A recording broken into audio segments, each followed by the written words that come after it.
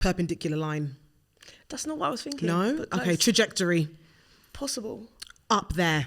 Yeah. Perplex. Yeah? Was that what you're going for? I'm usually really good at this game.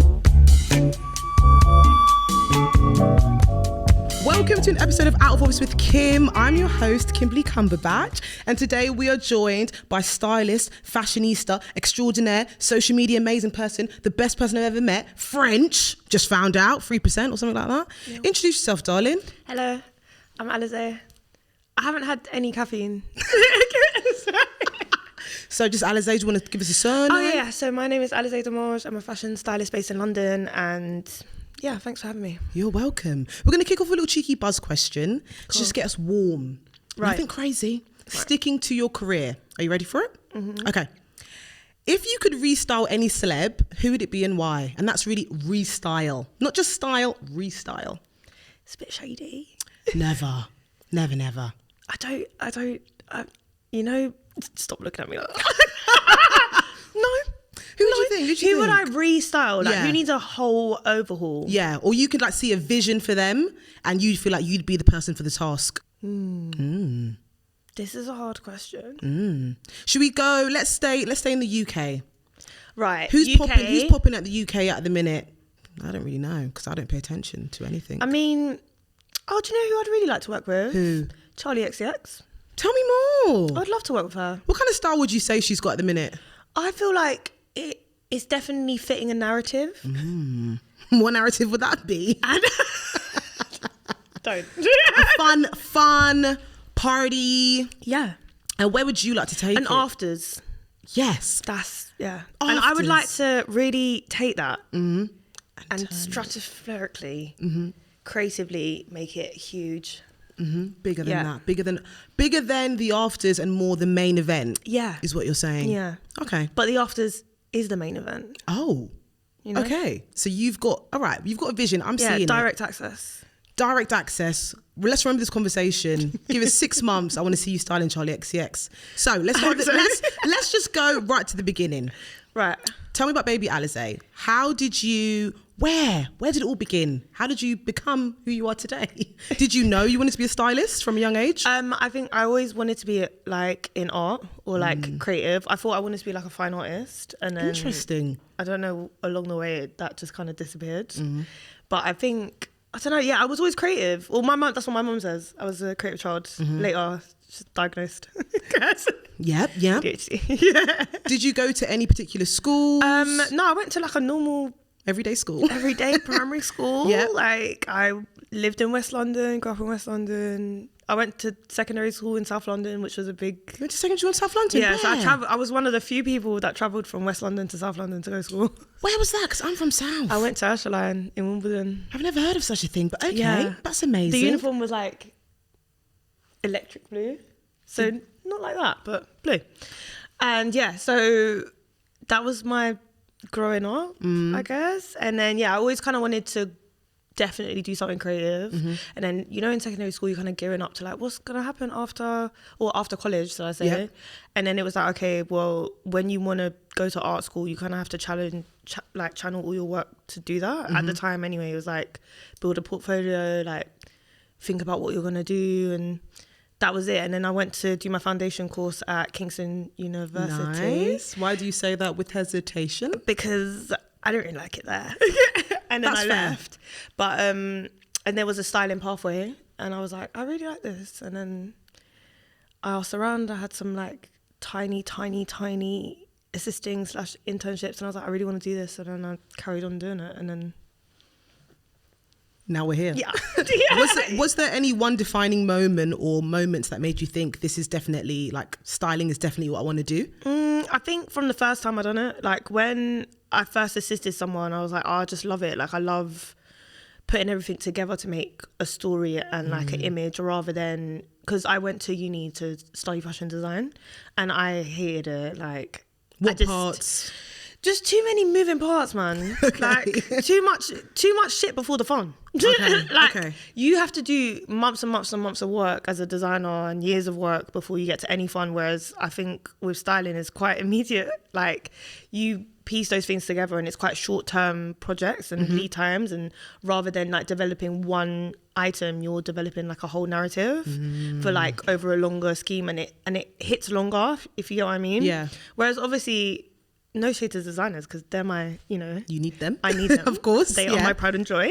And obviously we collaborate a lot together and stuff, but I'm just not a person that's like good with making shit. Okay.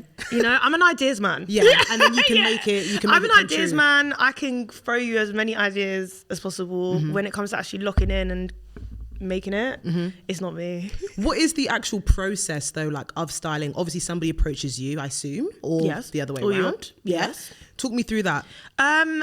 Okay. Shall we do like a scenario? Yeah. Shall we do like, okay, awards?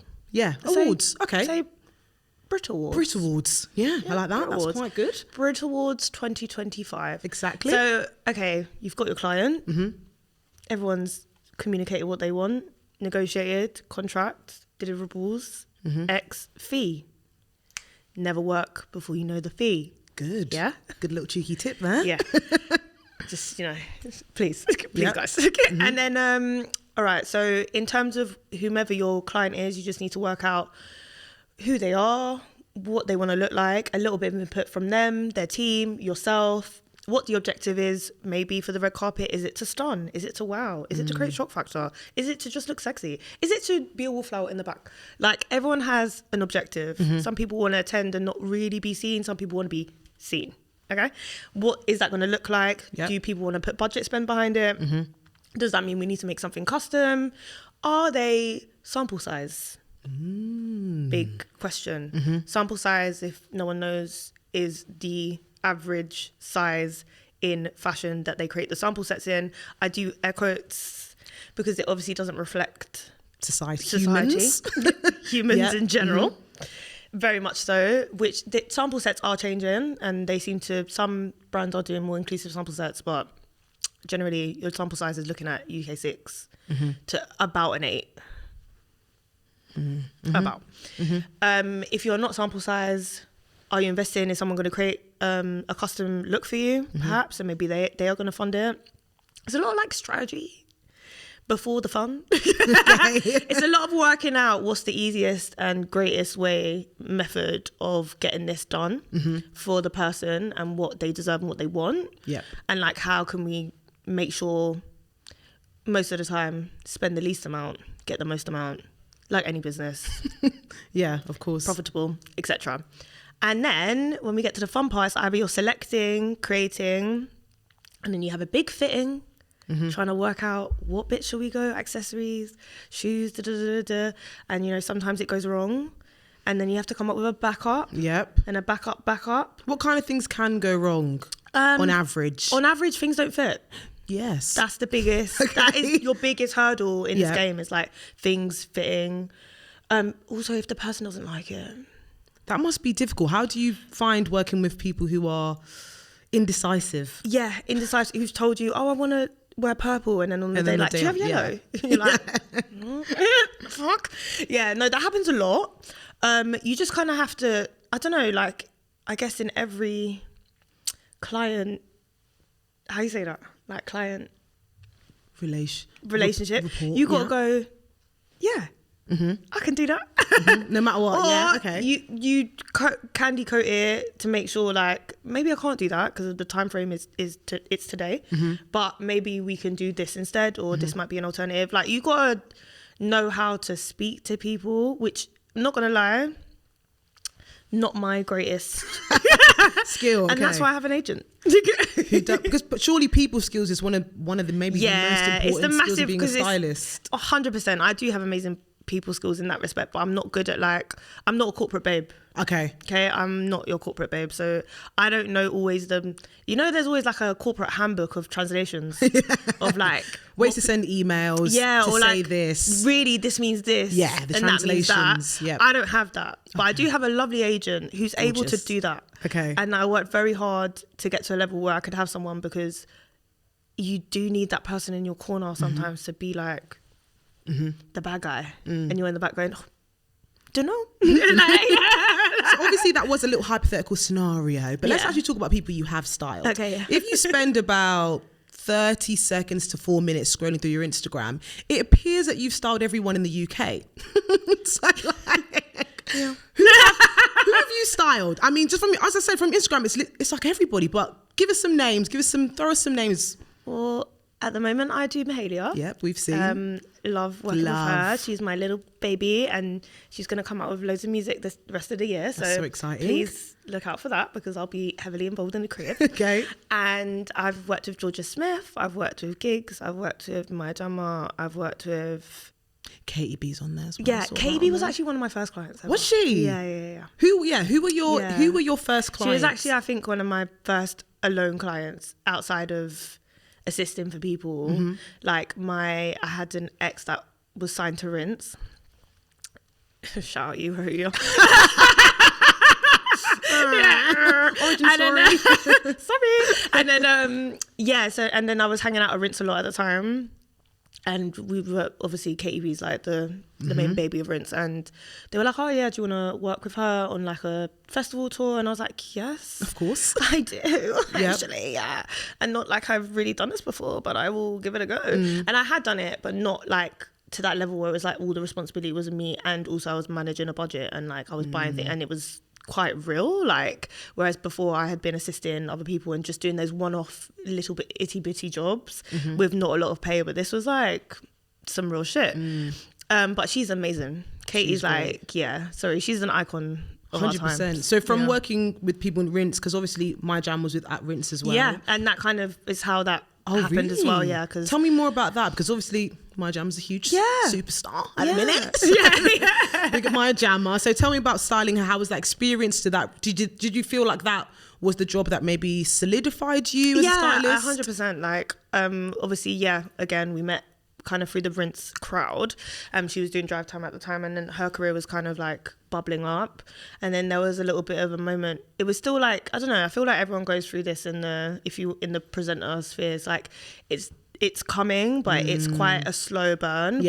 And then one day it's non-stop. Yep. And with her, it was quite the same. But I went to America to work on a job, and then I kind of like paused working with her. But as soon as I came back, she had started to snowball, and we did loads of firsts together, like first billboard, first campaign, first like collection, so many firsts with her. And that was an amazing opportunity, because that really did put me like front and center in what it is to work with talent on a full-time day-to-day basis on so many different levels, from TV to editorial to campaign work to like so many different things. And that was a sick experience.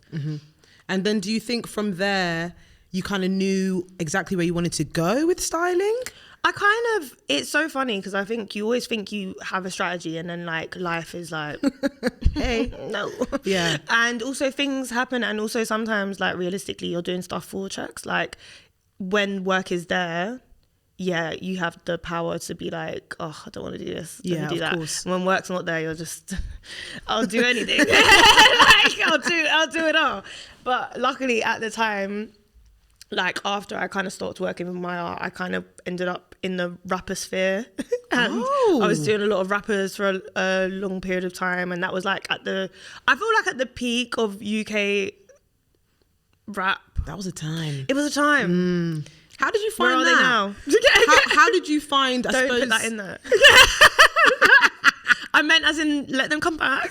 Yes. Because the record label industry here is failing. Yeah, it's bad. Let's talk a little bit about challenges and such things. What were the challenges? And I suppose in the whole industry, the styling industry, what are the main barriers that people face trying to get into it? Budgets? Like, I think the trying to get into it is probably money. I think that's, I don't know, is that the old tale, you're not getting paid. Yeah, to be honest. You're getting paid, or you're getting paid peanuts. And like when I'm seeing the new Gen Zs come in that don't want to do anything for less than what they deserve, which is absolutely fair dues. Yeah. Like it is probably changing or making people look at the industry in a completely different light, because yeah, people are exploitative AF in fashion, like period. You're not really moving up unless you've done a certain amount of unpaid hours or dedication. But I don't know whether that's in comparison to any creative craft, because most creative crafts go unpaid for it's quite, very true. and it's much of a passion project and that develops into a business or a career. But when you think of like, I don't know, the average filmmaker or the average textile designer or the average like, or fine artist, there's a lot of it's for the love. Yeah. 100%. For the love. 100%. Do you feel like networking is all, because you know in most creative industries, right, networking is basically your bread and butter, it seems. It's obviously know. skill and talent is obviously great, but it's also who you know. Yeah. Do you feel like that's the same in styling? I think that's it across I know. it all. Like obviously if it wasn't for my personal relationships of people that I knew growing up in club culture, knowing a lot of people that were actually artists or becoming artists or becoming DJs or becoming presenters, because we're all rolling around in the same little club crew and everyone's the same age and and like you're calling each other for favors.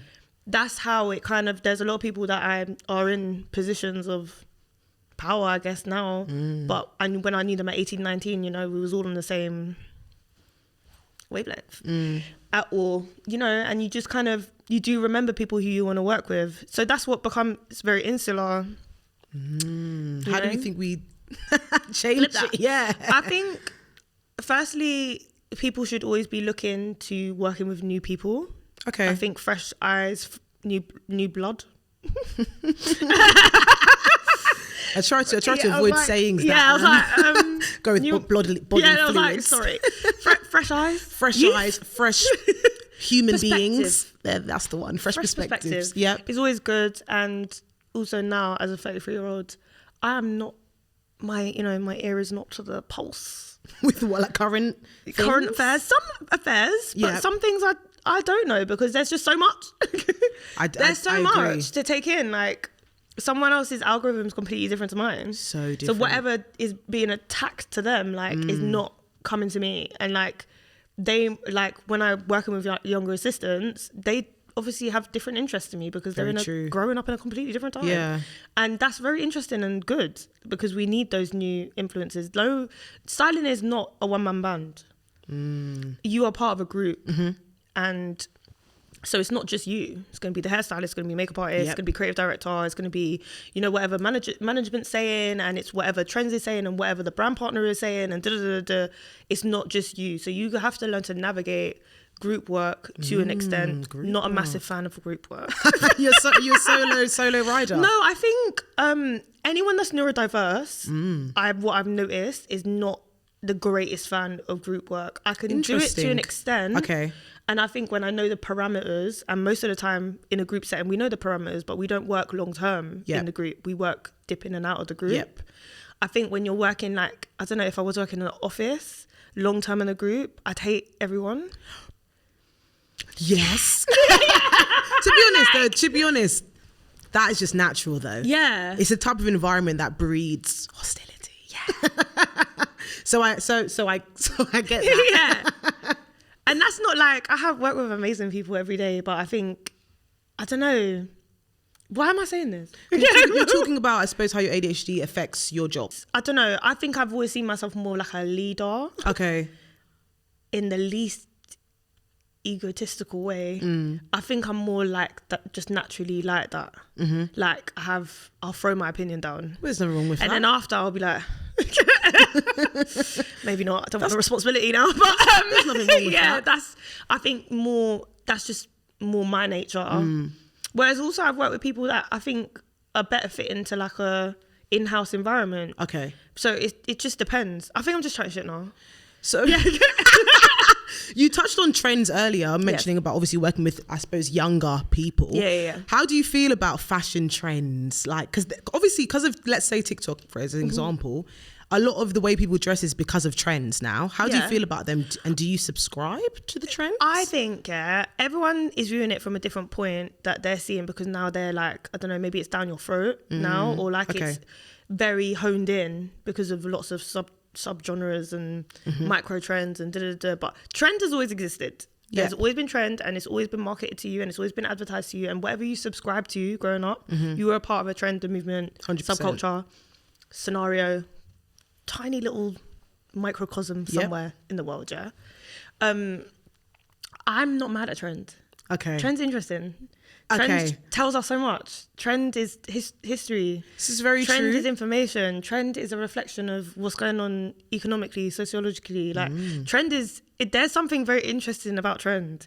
And I think if you watch it more from that standpoint, you can like observe it and be like, ha ha ha. It's not something, maybe there's trends I'm personally not going to partake in, but 100%. I'm never going to some just go over my head. Trend. Yeah. Do you know what I mean? It's like, okay. Also, what I really like is localized trend.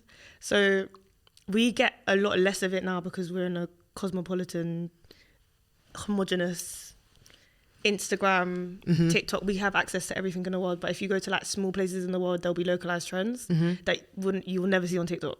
But they are living in that city, in that town. Everyone for some reason is wearing this particular trainer or this particular look or has this particular I suppose we jewelry. had it more when we were younger, like in school. Because it wasn't so interchangeable. Like we didn't have the spotlight on us at all times. It's actually very true. Sharing it with the rest of the world. Because now when I'm seeing people in Australia that look exactly like year 9s here. Don't say that. And literally talk like year 9s here, I'm like, wow, the internet is crazy because it's literally being able to, how you say, like, over there. I know what you mean. Far reaching? Yeah. Should be the word? Yeah. So I think there's something cool. There's something interesting about trends. Like there's, especially now that we've got TikTok. And also, firstly, someone said on TikTok, I was like, I've never seen anyone in a balloon skirt before. This is such about the balloon skirt trend. I've had a balloon skirt for years. I think, just saying. Like, I'm just going to throw it out there. I think about wearing that every day. I think that's normal. It's so strange how maybe some things are not in people's lifestyles or they're not seeing represented in their area or the people that they frequent. Whereas there'll be some things that we feel like we can't get away from. It's very true. Like, for example, like I can't get away from someone with a middle part and a scrunchie. Oh. No, but maybe because I'm reflecting my trend. You know what's funny? Baby, this is what I wear every day. Do you know what? As soon as you said that, I thought, yeah, bare girls have been doing that. Me. Yeah, that's me. Me too. But you know, I'm new to it. I've got a scrunchie in my hair, honey. Okay, can we get scrunchies? No, but I'm like, I think we see what we're seeing the trends that 100%. we are imitating, but I'm not seeing necessarily, and that's kind of ties to like meeting other people and seeing, because I'm not seeing what is being directed to them. I'm not seeing the trends that are happening in the US. I think my like For You page stuff is very, very British. It's very UK girl aesthetic and a couple of offshoots. Well, I do find it so interesting that the UK girl, like even seeing US people talk about the UK girl and the UK makeup aesthetic or the UK like, and actually there's something very clearly signature to us that I never really What do you think it noticed before. What is it? Because maybe we're in it. But it's clearly very specific. And what is it? I feel like I could tell a British girl anywhere. Yeah, honestly, I do, and I think I can tell the difference between an American girl. Definitely, based on what they're wearing. Definitely, I think English we do dress. I don't know, because my friend's girl's American. And how does she look? She just kind of looks like English. Us. Oh, okay. But she's from New York, and I kind of feel like New York. Let's talk about your specific style. Okay. How would you describe it? What do you look for in pieces that when you get dressed in the morning? What's like? So, for example, for me, I like to base my clothes around my bottoms. That's my always thing. Bottoms. Mine's mood dependent. Oh, tell us more. I think it's just on my mood, because there'll be days that I don't want to be seen. Yes. And there'll be days I want to be seen, and then there'll be days I want to be like super comfy, like I want my belly to be hanging out, and then there'll be days that I'm like I want to be snatched, and I think I revolve around the personalities of myself. I like that. But generally I haven't really looked that different since year 11. Ain't nothing wrong with that as well. I'm a B-roll. Do you find it easy to like siphon a client's personality to the way that they dress? Yeah, I think maybe that's one of my talents. I can see what you want to do. Okay. I can see it. We've got work right now. Me, Okay. I'm your client. Yeah. Should we choose an event? Would that be help? Okay. What are we doing? Okay, Sorry. we're going to a movie screening. But what are we doing? You're styling me. Okay, right. You're styling me. That's the game. Yeah. No, I don't want to go movie screen. I want to be somewhere a bit more cool. We're going to a brand lunch, makeup, beauty lunch? brand LDN? lunch. Yep. Right. What would you put me in? What do you think? What kind of brand? It is specifically lip gloss brand. Random one. Gen Z. Yeah. Okay. Young makeup brand. Young. What would you put me in? What would be your process? I think if we're saying like casual London lunch with a young brand, we're gonna keep it to, I feel like, very much to your tones, if you know what I mean. Like, no, okay, which is cool, but like I didn't make that much effort. That's what I'm going because I'm effortless. Yeah, and lazy, you know? and don't know what I'm doing. But you're just gonna see it as I'm just fucking cool. Yes. And that's my favorite type of styling. Chill day to day. I love chill day to day. Red carpet, I find everyone gets really stressed. I was gonna say, yeah, what is it and like everyone's to do so red stressed. carpet? Everyone is so stressed. Everything's riding on this one event, and you're like, But the lunch, yeah, man, we can do whatever we want. Keep it chill. We could keep it chill, but we could take it extra. I'll be honest with you, I want to be a little bit extra. We could make it extra, but then we'd put a trainer on. And that's what I'm talking about. And that's how you work with the client. Because that was a bit of intuition there. Because you knew I wanted to wear trainers to the event. I just could tell that you knew. I love that. So, like, do we do a massive statement coat for your picture? Yeah. And then we take the coat off. And there's something really great under there. I might hire you. And maybe it's just like a suit or something, but like a vintage retro suit. Gosh. Not a shit suit. A good classic. Double-breasted. You know me. Maybe a tie. Me. I'm into the ties at the minute. Pinstripe. Okay. Do you know what? After this, let's have a cheeky chat about what we're wearing to the next event. So obviously you said you've been styling Mahalia a lot. Yeah. How do you siphon her energy into the pieces? I think Mahalia is just a wonderful human being. She is. And she's just stunning. And the recent clothes I've been seeing you've got her in. Thanks. I like it. Thank so you. tell me, what is your creative process with her? I think at the beginning, it was trying to work out, because I was trying to go through, because Mahalia's been around for quite some time. She's been in the public eye since I've she was known about her 13. for a long time. So like she's 26 now, so she's like 13 years. No, is that right number? Yep, 13 years. Yeah. 13 to 26 to carry the 13 years of being in this ever-changing spotlight. Mm-hmm. Wow. Chop that up. And I was trying to see how her style had like evolved over time. Okay. Listen, also what was really sick in this particular project is that I've been able to listen to the music as it's being made. Nice. And I've never realised how much that can have like an input on your like creative thought process on what this project's going to be, because I don't know, everyone thinks it's just like day-to-day stuff, but during a campaign, or like if we take Brat as an example, probably best marketing campaign going. Okay. Okay, I don't disagree with that. Yep. Exactly what we were saying earlier, how it makes you feel. Is it afters this, all these things that are making you feel, and it's images that it's sending to you of what that looks like. And then for this particular music project, it was like, okay, what is the feel? What is the look? What is like, who's this person? Who's singing on this track, and what does she look like? And also bearing in mind with what Mahalia wants it to be, like, what is she communicating, and like how does that translate to clothes? Okay. And how does it translate to colour and like silhouette? And okay, but then we have to time with what hair we're doing, but we want to emulate like this vibe and feeling, and that's what we've kind of been doing. But then you'll see more. Oh, so you just got to keep it But overall, so what you're saying is the music actually inspired the way that you've styled her. Yeah, 100%. Really, and obviously, I think, like I'm a woman. She is also a woman. Yes, yeah. But I think we have something in common, is that we've both got really big boobs.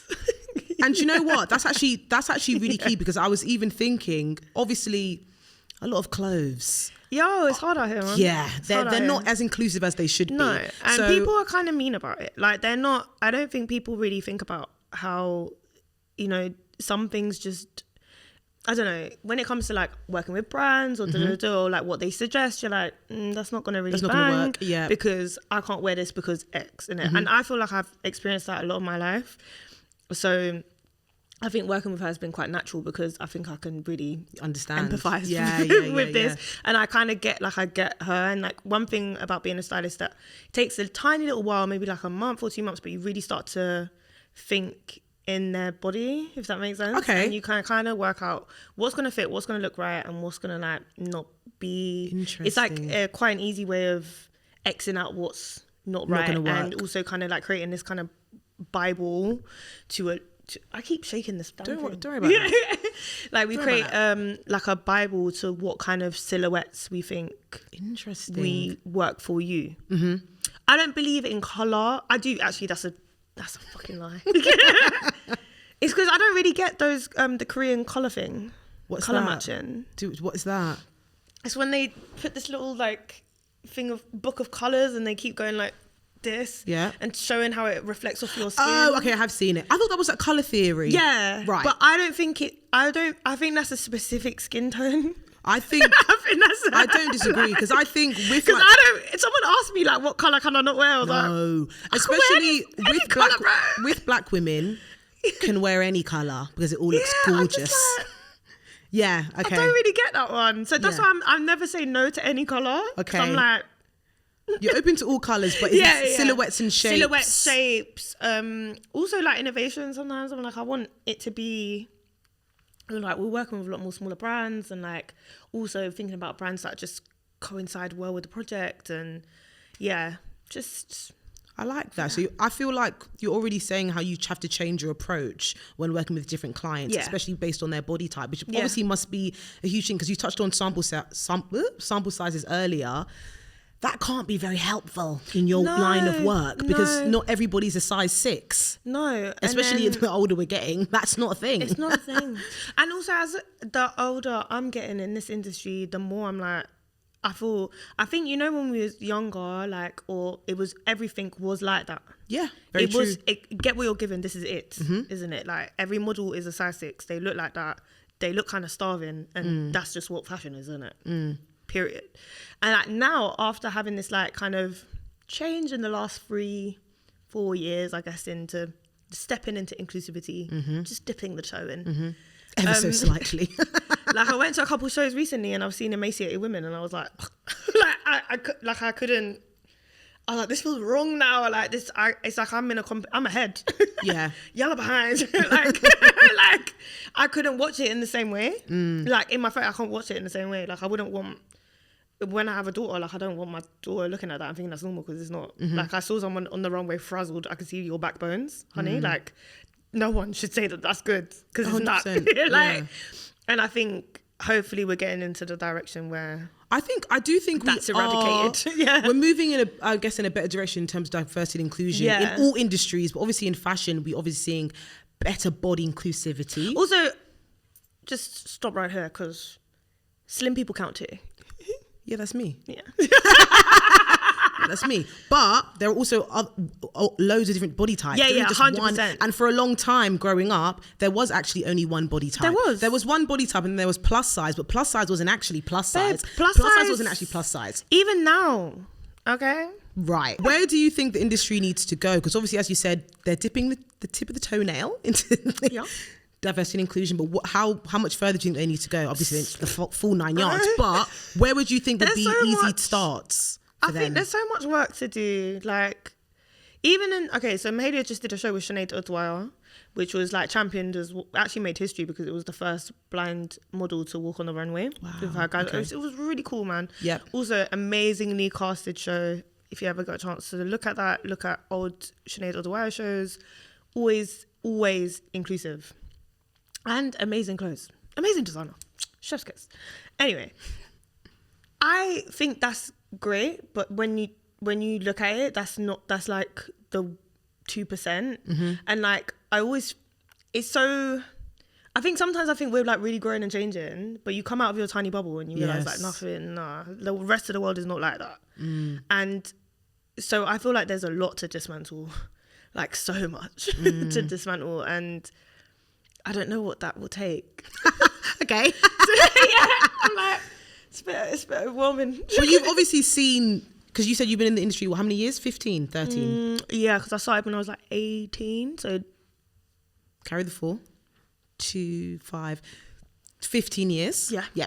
So over the 15 years, you must have seen... Yeah, because, and also even like my viewpoint on it, because... Okay, how has it evolved? I think from what you just see as acceptable or just see as like normal, like, at the beginning it was just like, oh, well, this is just how it is. Like, even to your own point of like, if clients came to you and they were over sample size, it would be encouraged that they would just lose the weight. Oh, like that was definitely a part of what people would do. And I don't know whether that's like something that's encouraged as well. I say that actually, I did see someone do that to someone recently. Okay. That's quite negative. We don't support that. We don't support that at all. Circle back. Yep. What else you got on that? Just want to go back to that. Do you know what? Let's talk about some styling experiences, shall we? I would like to know, I've got 2 questions for you. The first one is a nice and easy one. Okay. What has been your best styling experience, or a really great one? Maybe not the best, but a great one. I think a really good styling experience. One of my greatest of this year. I worked on a Dr. Martens campaign, and it was one of my best friends was the lead talent, she's George, and it was a massive billboard in Dr. Martens in Oxford Circus, and it was like everywhere for a bit, and that was a really fun shoot because it involved George but also pulling on one of the pioneers of women in sound system. Sick. Lady Banton, who we're still friends since that shoot, but big name drop. Seduction City Sounds, and we just had a really great shoot in Tabernacle, and it was just quite legendary, and there's a great little film that goes along with it. What kind of brief, like what were the parameters of that? Because obviously Dr. Martens is a staple shoe. Yeah, it's been around from is there a person who has never owned a Dr. Martens? It just fits for everything in life, especially a festival shoe. Everywhere, as long as they're broken in, or you get soft leather. Soft leather is the shirt. Or better this, buy your shoe size, because that's what some people haven't been doing, aka me, thinking I'm a size 4 Dr. Martens, baby, you're a size 5. Back of my ankle's crushed, but love it. Love it. So buy your shoe size, everybody. I have a small section of flesh wound tissue and flesh wound plasters that I just use for my new Dr. Martens, and they have to go like cover the whole back. Yeah. I don't think that's great marketing, but I do love Dr. Martens. Love Dr. Martens down. So much. But anywho, what were the parameters of the styling? So they kind of gave me like, obviously George is like my good friend, so I know her style inside out, and I think I've worked with her a couple of times anyway, and Dr. Martens is one of my go-tos since college, basically. That was as soon as I could buy my shit with my EMA money, I said, Dr. Martens, you're mine. And so it was quite, but the only person actually was the challenge in this is that I'd never met Lady Banton. Okay. And she gave me a completely different size. She told me a size 16 to 18. Oh. That woman was a 12. Oh. So everything was too big. So we had to like re-sew some stuff.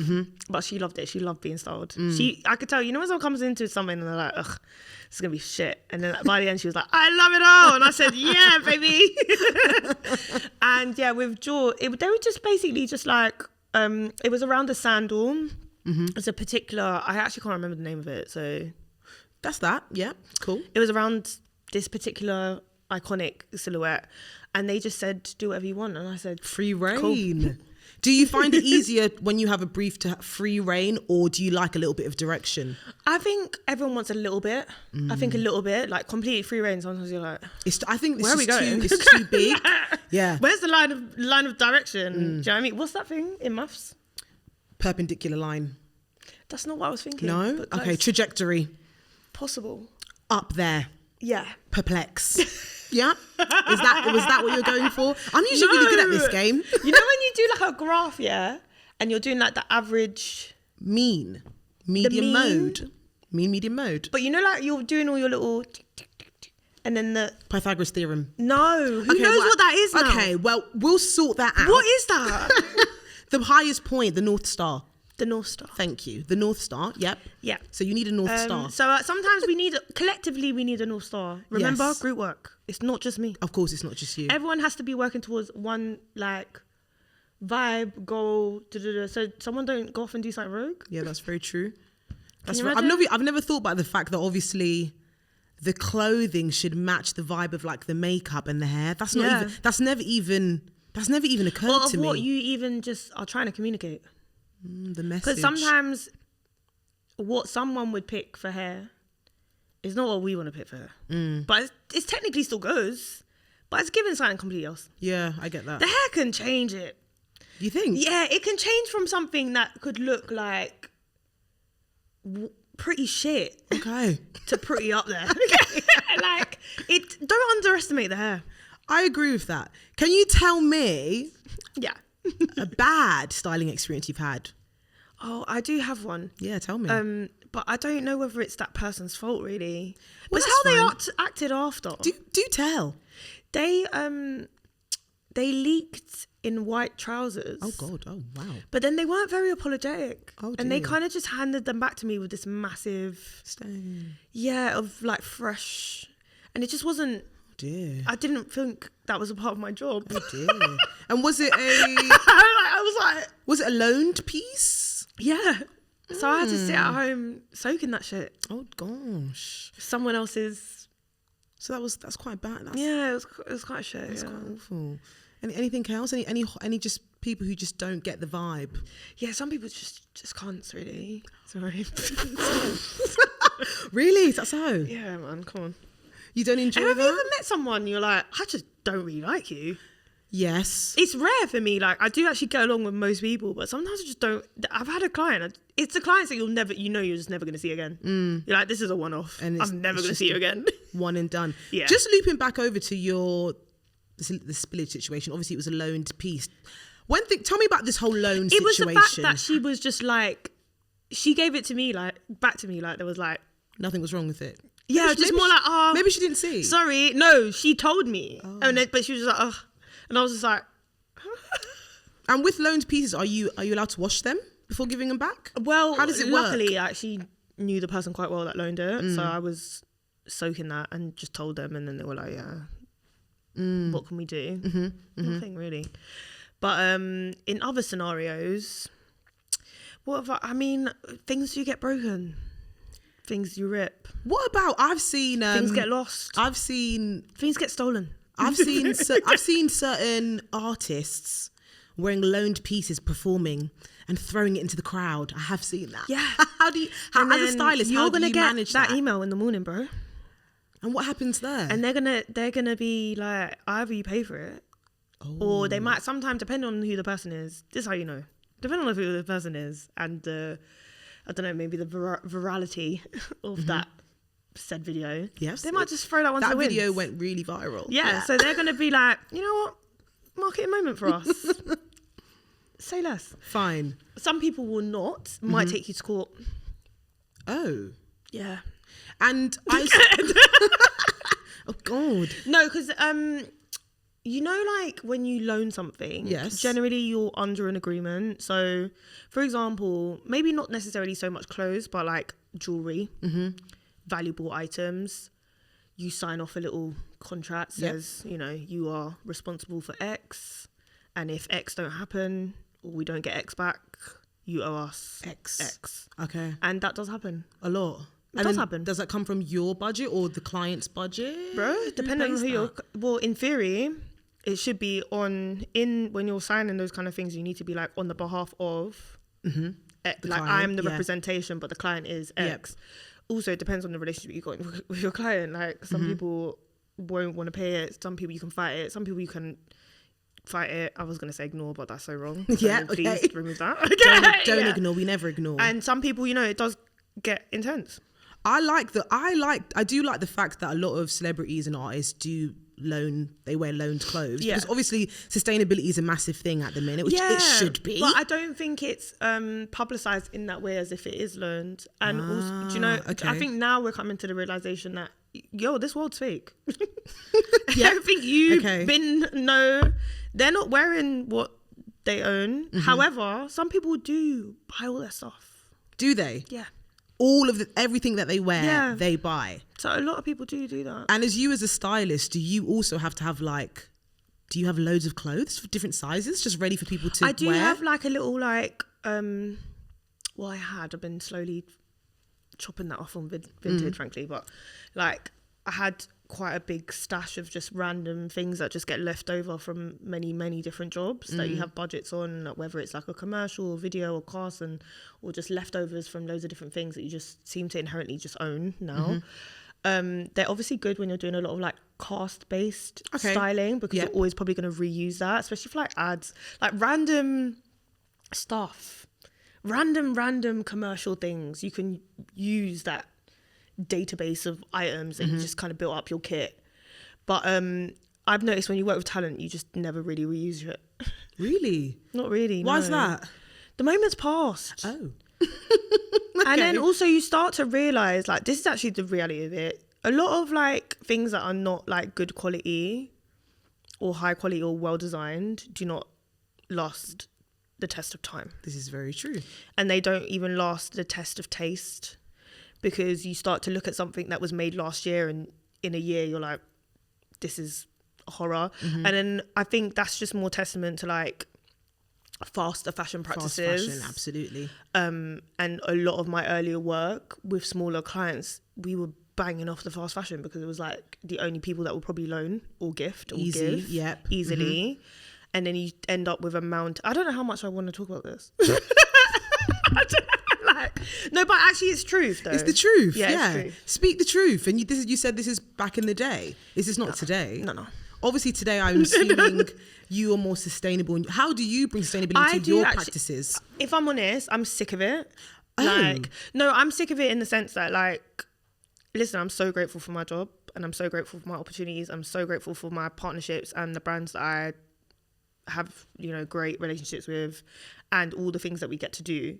However, I'm sick of the packaging. Okay, tell me more. Because why is my house just full of cardboard? I don't disagree with that. And plastic. And you know what? If you're sending a beautiful little gift of lip balms, maybe just put them in just one box. Just one small thing. I do agree with that. Because I'm having to pay for people to come and collect my rubbish. Okay. Good to know that you are recycling it. Yes, it goes to London Waste Management. Very good. But how as a stylist... Sorry, that was so off piece. How as a stylist... people need to know. How as a stylist can you basically be more sustainable? Because if you're doing things outside of loaning, is it just buying better quality items, I suppose, is a big part of it? So, whilst now working with someone more full-time, it's very different when you're working with someone like in and out and you're kind of dropping in and out because you do the one job and you fuck off and then you come back a couple months later and you have no idea what's been going on in that person's wardrobe for the last like 6 months. So you have no involvement in the organisation, how we should reuse, repurpose, It's been great working, like, for example, with May for the last couple of months because I've been able to look exactly at what we're using, what we haven't used, what we decided maybe we were going to use, then we optioned, but we didn't. And if I can bring that back another time, and so everything gets used. And that's how I like to work. Okay. Because also in this, but this is because I'm working on a particular project where I'm involved in more her day-to-day, her looks on stage and everything in between. So it's like I can say, oh, you can wear this again, or we can put this in on another, because I'm like in charge of your wardrobe. Very true. In theory. I've never thought of it in that way, actually. Yeah, but not everyone's clients are like that. We're not all on jobs for a long time, if you know what I mean. But it's quite more satisfying, and also it becomes more satisfying to the client because you feel like whatever they've invested in and paid for, they're actually getting a lot back from it, if you know what I mean. And I think that's quite satisfying from every point of view. Like, is there any, like, what is the stance on people rewearing in this I'm area? glad you came to this, because I think we need to normalize rewearing, because we're, like back in the day you had your favorite jumper and you wore it all the time. I do know, because I do have a favourite jumper that someone keeps reminding me I keep wearing. But when you buy something... You can do that, bro. You should wear it multiple times. Yeah. Why did you buy it? Like... And we need to get back. I think we got lost in Instagram. 100%. Now we're on TikTok. Love you guys for that. I feel like we're normalizing a lot of things that are fucking normal. Like, whereas before we had this, I don't know, we were lost in the fucking it was just very content aesthetic, source, bro. yeah. Like where everyone had everything. You have for to have content. a different outfit every single time you step out. And it was very much obviously like I think there was a time where it was very reality. I think we were living very in a kind of like a reality show. Like a constant repeat of Love Island and like all these newfound influencers and taking in that content and thinking that we couldn't. I was guilty of it too, guys. Yeah, so was I. I'm not going to sit here and deny. Before I went out to Every Motive, I was buying a new outfit and it wasn't from anywhere good. I tell you that. Well, mine, because I was lost in my client source, was quite of expensive shit. Yeah. Thinking I was living like them and I'm not. Different ends of the spectrum. Yeah. But still, like, over consumerism. Yeah, over consumerism, or just kind of like, don't need to do that much. So how does it work with your clients? Like, is it okay? Does anyone actually care? I'm trying to reinforce this because like I've got a couple of clients, like I'm working again with Young Teen Bugsy and like they came off the back of like something really viral and where a certain snapshot of time where UK rap was we was really getting the heavy hitters at the time, do you know what I mean? And there was a certain level where men, like, how you say that, like the expectations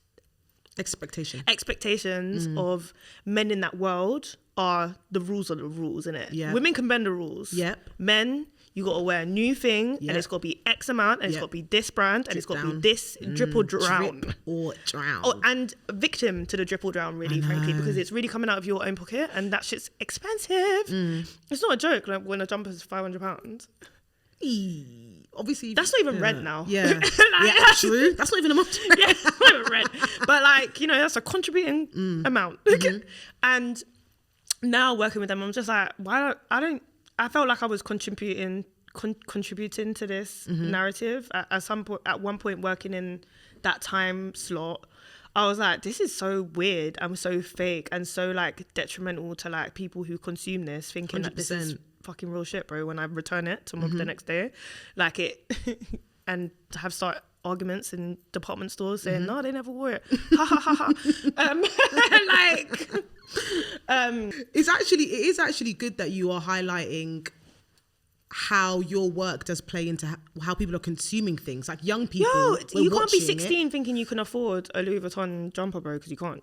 I know, but people do think. Unless some people can. Some people can, obviously. Some people can, but some not people your do money. think that. And I think when we were talking about how like there was that time on Instagram where everyone was wearing a new outfit every day, I know that a lot of these people were actually they were putting those clothes on, they were returning those clothes the next day. A lot of people didn't know that. That's okay. So they were just buying and buying and buying and buying and buying and buying. But I do think now, I don't know, I feel like we're going in a good direction, but also in a bad direction personally, because I think fast fashion is like people are more aware, people are more conscious, but then also fast fashion is still on the rise because we have things like certain app shops. Shein.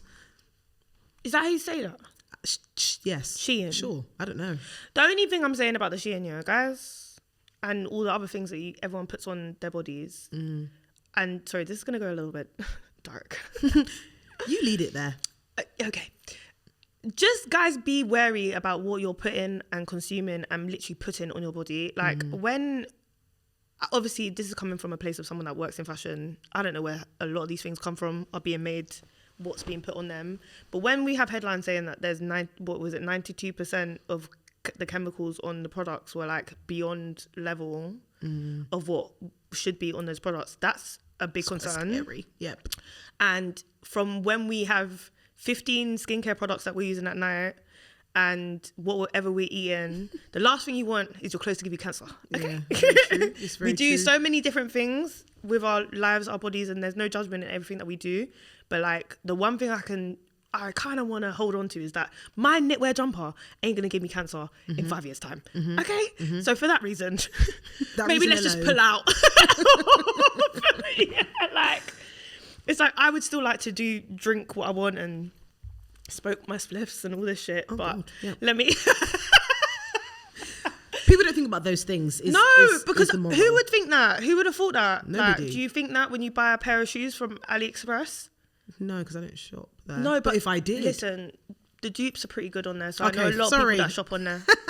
I know a lot of people that get like all their eyelashes from there and but we never really know what's on our products or who's making our products. This is very true. And obviously those things we are absorbing every day. Everything affects us, darling. Yeah. This is very true. What advice would you give to somebody who wants to get into styling of any age as well? Because, you know... Don't do it. Okay. I don't think we should deep with that. Sorry. I think, if you want to be a stylist now, just be prepared that if you're Gen Z, maybe even Gen Alpha, it's work. Okay. Like, it's not actually a joke. And it's not... Sometimes you're like, why am I doing this? Mm-hmm. Because you love it. Mm-hmm. That's the only reason. If you don't love it and you don't want to work that hard, don't do it. And would you suggest people finding a mentor? Like, what is a good way? I would say, firstly, assist in every way possible. Okay. Whether it's, even if it's not directly into styling, if you can assist in any way, because all of us kind of work together. So whether it's a content creator, producer, I don't know, makeup, hair, PR, designer, anything that you feel like could be into your viewpoint creatively, do it. Every opportunity is an opportunity, and every opportunity is tangible. All those skills that you'll learn in a creative standpoint will be able to be used in a different job elsewhere within the creative. If you know you're creative and you think, oh, maybe I like styling, give it a go. You might not like it. Very true. That's Always test okay. things out. That's fine, because it might also take you to the next part of your journey, your career, wherever you're actually meant to go. So I think my advice is try it all, go for it. If you really, really love it, go for it. Be prepared that it's a long labor of love. Yep. I think every creative career, it probably you need really like 10 years in the game. I would say 10 good years of deciphering your craft that comes from between education to assisting to interning to having a job to, I think that's a nice 10-year bracket before you can say, I can make actual salary off this. Yeah, of course. I think that's what people have to be prepared to understand. Like everything creative from 18 to 28, if you're giving it like a 10-year span, you're just working. You're just grinding. Very true. You're just trying to Figuring work it out. Yeah. And that's okay. Lean in, get into that process, and then eventually it should reap something. You might be on this podcast. You never know. Tell us what you got coming up. What should we be looking out for? Let us know. Every week's a new week, honey. Yeah.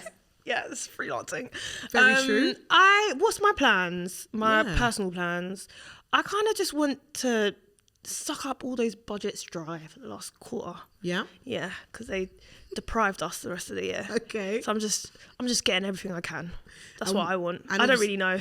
You've got Mahalia. We should be keeping an eye out. So everything 100%. Mahalia wears is you. That's all you. Yeah.